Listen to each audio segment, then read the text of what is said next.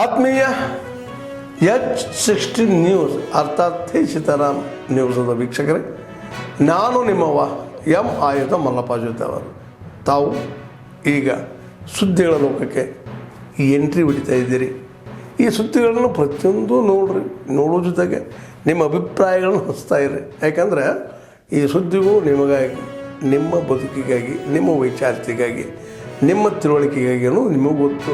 ಜೊತೆಗೆ ನಮಗೂ ನಿಮ್ಮೊಂದಿಗೆ ಇದೊಂದು ಮಾತಾಡುವಂಥ ಜೊತೆಗೆ ಸುದ್ದಿಗಳನ್ನು ಬಿಡುವಂಥ ಕೆಲಸ. ಈ ಕೆಲಸದಲ್ಲಿ ನಾವು ನಿಮ್ಮೊಂದಿಗಿದ್ದೀವಿ ಅಂತ ಹೇಳ್ತಾ ನೋಡ್ತಾ ಇರಿ ಸುದ್ದಿಗಳನ್ನು. ನೋಡಿ, ಜಿಲ್ಲಾ ಪಂಚಾಯತ್ ಕೊಟ್ಟಿದ್ದಾರೆ, ಇದು 24 2 ಕೊಟ್ಟಿದ್ದರು, ಆಮೇಲೆ 24 3 ಕೊಟ್ಟಿದ್ರು. ಇವ್ರು ಏನು ಎಕ್ಷನ್ ತಗೊಂಡಿಲ್ಲ ಇದುವರೆಗೆ. ಇದು ಮಾಡದೇ ಇದ್ರೆ ಒಂದು ಲೋಕಾಯುಕ್ತ ಅಥವಾ ನಾವು ಮಿನಿಸ್ಟ್ರಿಗೆ ಏನಪ್ಪ ಬಹಳಷ್ಟು ಇದು ಇಂಥ ನಮ್ಮ ಲಂಬಾಣಿ ತಾಂಡ ಜಾಸ್ತಿ ಇದೆ ಚಿಕ್ಕೋಡಿ ಏರಿಯಾದಲ್ಲಿ. ಒಂದೊಂದು ಗ್ರಾಮ ಪಂಚಾಯತ್ನಲ್ಲಿ 70% ಲಂಬಾಣಿ ಮೆಂಬರ್ ಇದ್ದಾರೆ ಜಾಸ್ತಿ. ಒಬ್ಬ ಹೆಣ್ಮಕ್ಳು ಇದ್ದಾರೆ, ಆ ಹೆಣ್ಮಕ್ಳ ಸೈನ್ ಎಲ್ಲ ಗಂಟೆ ಸೈನ್ ಮಾಡಿ ದುಡ್ಡು ಕರ್ಕೊಂಡು ಹೋಗ್ತಾರಿಲ್ಲ ಅಂತ ಸೆಕ್ರೆಟರಿ ಇಟ್ಕೊಂಡು ಎಲ್ಲ ಅಂತ ಸುದ್ದಿ ಮಾಮೂಲು ನೋಡಿದ್ರೆ ಒಂದು ಎಕ್ಷನ್ ಪ್ಲಾನ್ ಅಪ್ಪು ಇಲ್ಲ, ನಾವು ಕೇಳೋದಿಲ್ಲ, ಮೀಟಿಂಗ್ ಎಲ್ಲ ಏನಿಲ್ಲ. ಸೈನ್ ತಗೋದು ದುಡ್ಡು ಅದು, ಸೈನ್ ಮಾಡಿ ದುಡ್ಡು ಅದು. ಗ್ರಾಮ ಪಂಚಾಯತ್ ಮೆಂಬರ್ ಸೈನ್ ಮಾಡ್ಕೊಂಡ್ರೆ ಅದು ಹೊರಡಿ ಕಾಪಿ ಕೊಡೋದು ಕೊಡೋಂಗಿಲ್ಲ. ಏನಾಯ್ತು ಒಂದು ಪ್ರೊಡ್ಯೂಸ್ ಇದೆ ನೋಡಿ, ಕೊಡ್ತೀನಿ ನಾನು.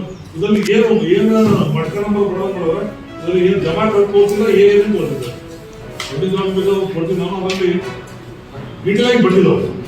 ಟ್ಯಾಗ್ ಎಲ್ಲಿ ಕೊಡ್ತೀರಿ, ಯಾವಾಗ ಹೋಗ್ತೀರಿ ಲೋಕಾಯುಕ್ತಗೆ, ಹೆಚ್ಚು ಟ್ಯಾಗ್ ಕೊಡ್ತೀರಿ, ಸಿಒಗೆ ಅದನ್ನ ಹೇಳ್ಬೋದು.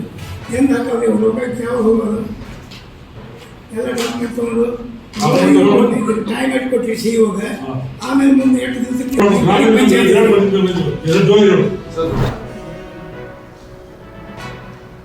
ಇದು ರಂಗ ಸಂಗಮ ಕಲಾವೇದಿಕೆ. ಈ ರಂಗ ಜಂಗಮ ಶೆಟ್ಟಿ ರಂಗ ಪ್ರಶಸ್ತಿ ಹಿರಿಯ ಕಲಾವಿದರನ್ನು ವೃತ್ತಿ ರಂಗಭೂಮಿ ಮತ್ತು ಗ್ರಾಮೀಣ ರಂಗಭೂಮಿ ಎಲ್ಲ ಪ್ರಕಾರದ ಕಲಾವಿದರಿಗೆ ಈ ಪ್ರಶಸ್ತಿಯನ್ನು ಪ್ರಾರಂಭದಿಂದಲೂ ಒಂದು ಸಮಿತಿ ಮಾಡಿ ಇದನ್ನು ರಂಗಸಂಗಮ ಕಲಾವೇದಿಕೆ ಪ್ರತಿ ವರ್ಷ ಇದೇ ತಿಂಗಳು 20ನೇ ತಾರೀಕಿನಿಂದ ಪ್ರಶಸ್ತಿ ಪ್ರದಾನ ಮಾಡಲಿದ್ದು, ಈ ಪ್ರಶಸ್ತಿಗೆ ಸಮಿತಿಯ ಎಲ್ಲ ಸದಸ್ಯರು ಮತ್ತು ಈ ಸಮಿತಿಯ ಅಧ್ಯಕ್ಷರು ಭಾಗವಹಿಸಿರ್ತಾರೆ. ಪಾರದರ್ಶಕವಾಗಿ ಈ ವರ್ಷ ಸುಮಾರು 40ರಿಂದ 45 ಅರ್ಜಿಗಳು ಬಂದಿದ್ದು. ಎಲ್ಲ ರಾಜ್ಯದಾದ್ಯಂತ 45 ಅರ್ಜಿಗಳು ಬಂದಿದ್ದು. ಅದರಲ್ಲಿ ನಾವೆಲ್ಲ ಸಮಿತಿಯವರು ಡಿಸ್ಕಷನ್ ಮಾಡಿ ಅವರ ಸಾಧನೆ ಕುರಿತು ಮತ್ತು ಅವರ ರಂಗಭೂಮಿಗೆ ಏನು ಕೊಡುಗೆ ಕೊಟ್ಟಿದ್ದಾರೆ ಎನ್ನುವುದನ್ನು ಎಲ್ಲವನ್ನು ಕೂಲಂಕಷವಾಗಿ ಅವರ ಬಯೋಡೇಟವನ್ನು ನಾವು ಸಮಿತಿಯವರೆಲ್ಲರೂ ಪಾರದರ್ಶಕವಾಗಿ ಸರ್ಕಾರದ ನಿಯಮಾವಳಿಯಲ್ಲಿ ನಮ್ಮ ಎದುರುಗಡೆ ಬಂದಿದ್ದು ವಿಶೇಷ RSS ಸಂಘಟನೆ ಬಗ್ಗೆ ಮಾತಾಡಲಿಕ್ಕೆ ಬಂದಿದ್ದೀನಿ. ಇನ್ನೊಂದು ವಿಷಯ, ಗ್ರಾಮ ಪಂಚಾಯಿತಿ ಬಸಂತಪುರ ಬಗ್ಗೆ 2 ವಿಷಯನ ಮಾತಾಡೋದು ತಮ್ಮ ಬಂದಿದ್ದಾರೆ.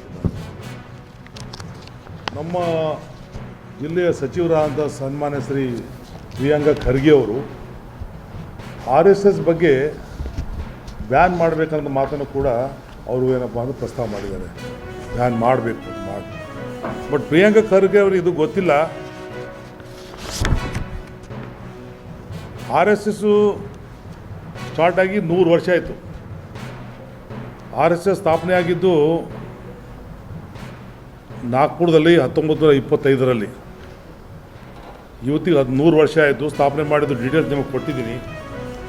ಈ RSS ಸಂಘಟನೆ ದೇಶದಲ್ಲಿ ಅನೇಕ ದೇಶಗಳಲ್ಲಿ ಕೂಡ ಸಂಘಟನೆಗಳಿದೆ. RSS ನಮ್ಮ ಭಾರತ ದೇಶ ಒಂದೇ ಅಲ್ಲ, ಅನೇಕ ದೇಶಗಳಲ್ಲಿ ಇದೆ. ಎಕ್ಸಾಂಪಲ್ ಆಗಿ ಕೀನ್ಯಾದಲ್ಲಿ ಕೂಡ ಈ ಒಂದು ಹಿಂದೂ ಪರ ಸಂಘಟನೆ ಕರೀತಾರೆ. ಅದು ಭಾರತ ದೇಶದ ಹಿಂದೂ ಸಂಘಟನೆ ಅಂತ ಕರೀತಾರೆ. ಇನ್ನು ಅನೇಕ ದೇಶಗಳಲ್ಲಿ ಹಿಂದೂ ಪರ ಸಂಘ, ವಿಶ್ವ ಸಂವಾದ ಸಂಘ, ಬೇರೆ ಬೇರೆ ದೇಶಗಳಲ್ಲಿ ದೇವಿ ಭೂಮಿ ಎಂದು ಕರೀತಾರೆ.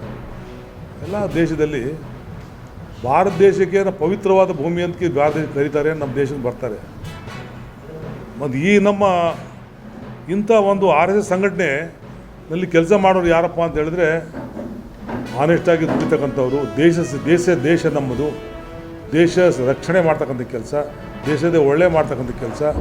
ಈ ದೇಶವನ್ನು ದುಶ್ಮನರು ಯಾರು ಅಟ್ಯಾಕ್ ಮಾಡ್ಲಿಕ್ಕೆ ಬಂದರೆ ಅವ್ರಿಗೇನಪ್ಪ ಓಡಿಸ್ಬೇಕಂತ ಕೆಲಸ, ಶತ್ರುಗಳು ನಮ್ಮ ದೇಶ ವೈರಿಯಾದ ಅವ್ರಿಗೇನಪ್ಪ ಹಿಂದೆ ಓಡಿಸೋ ಕೆಲಸ RSS ಸಂಘಟನೆ ಮಾಡ್ತಾಯಿದೆ. RSS ಸಂಘಟನೆ ಜೊತೆಯಲ್ಲಿ ಅವ್ರ ಜೊತೆಯಲ್ಲಿ ಅನೇಕ ಎಲ್ಲ ಸಮಾಜದವರು ಕೂಡ RSS ಸಂಘಟನೆ ಇದೆ.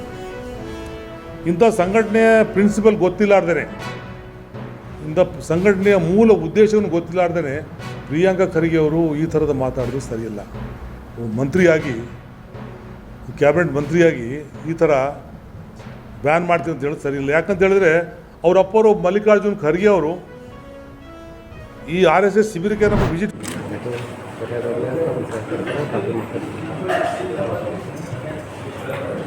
ಕಲಬುರಗಿ ಜಿಲ್ಲೆಯ ಚಿಂಚೋಳಿ ಪೊಲೀಸ್ ಠಾಣೆ ವ್ಯಾಪ್ತಿಯಲ್ಲಿ ಬೆನಕಿಪಲ್ಲಿ ಗ್ರಾಮದಲ್ಲಿ ಒಬ್ಬ ವ್ಯಕ್ತಿ ಬಂದು ಬೈಕ್ಗಳನ್ನು ಕಡಿಮೆ ರೇಟಿಗೆ ಮಾರಾಟ ಮಾಡ್ತಾ ಇದ್ದಾರೆ ಜನರಿಗೆ ಅಂತ ಮಾಹಿತಿ ಬಂದ ಮೇಲೆ ನಮ್ಮ ಅಧಿಕಾರಿಗಳು ತಕ್ಷಣ ಬೆನಕಿಪಲ್ಲಿ ಗ್ರಾಮಕ್ಕೆ ಹೋಗಿ ಆ ವ್ಯಕ್ತಿ ಯಾರಿದ್ದಾರೆ ಅವರನ್ನು ಹಿಡ್ಕೊಂಡು ಅವ್ರದ್ದು ವಿಚಾರಣೆ ಮಾಡ್ತಾರೆ. ನೀವು ಯಾರಿದ್ದೀರಾ ಮತ್ತು ಯಾವ ಕಾರಣಕ್ಕಾಗಿ ಬೈಕ್ಸ್ ಎಲ್ಲ ಕಡಿಮೆ ರೇಟಿಗೆ ಮಾರಾಟ ಮಾಡ್ತಾ ಇದ್ದಾರಾ ಅಂತ ಸ್ವಲ್ಪ ವಿಚಾರಣೆ ಮಾಡಿದಾಗ ಅವ್ರು ಹೇಳ್ತಾರೆ, ನನಗೆ ಬಸಯ್ಯ ಸ್ವಾಮಿ ಅಂತ ಒಬ್ಬರು ನನಗೆ ಮಾರಾಟ ಮಾಡಲಿಕ್ಕೆ ಬೈಕ್ಗಳನ್ನು ಕೊಟ್ಟಿದ್ರು. ಅವ್ರಿಗೆ ಒಬ್ಬರು ವ್ಯಕ್ತಿ ಅವರು ಫ್ರೆಂಡ್ ಯಾರಿದ್ದಾರೆ ಅವರು ಕಳ್ಳತನ ಮಾಡಿಕೊಂಡು ಬಸಯ್ಯ ಕೊಟ್ಟಾಗ ಬಸಯ್ಯ ಅವ್ರನ್ನ ಕಳಿಸಿಕೊಟ್ಟು ಮಾರಾಟ ಮಾಡಲಿಕ್ಕೆ ಕೊಟ್ಟಿದ್ರು ಅಂತ ಹೇಳಿದ ತಕ್ಷಣ ಇಮಿಡಿಯೇಟ್ ಆಗಿ ಮಾಹಿತಿ ಪಡೆದುಕೊಂಡು PSI ಗಂಗಮ್ಮ ಚಿಂಚೋಳಿ ಪೊಲೀಸ್ ಠಾಣೆಯವರು ಈ ಸಂಬಂಧ ಒಂದು ದೂರ. ಆತ್ಮೀಯರೇ, ಎಲ್ಲ ಸುದ್ದಿಗಳನ್ನು ನೋಡಿದ್ರಲ್ಲ, ಏನು ಅನಿಸ್ತು ನಿಮಗೆ?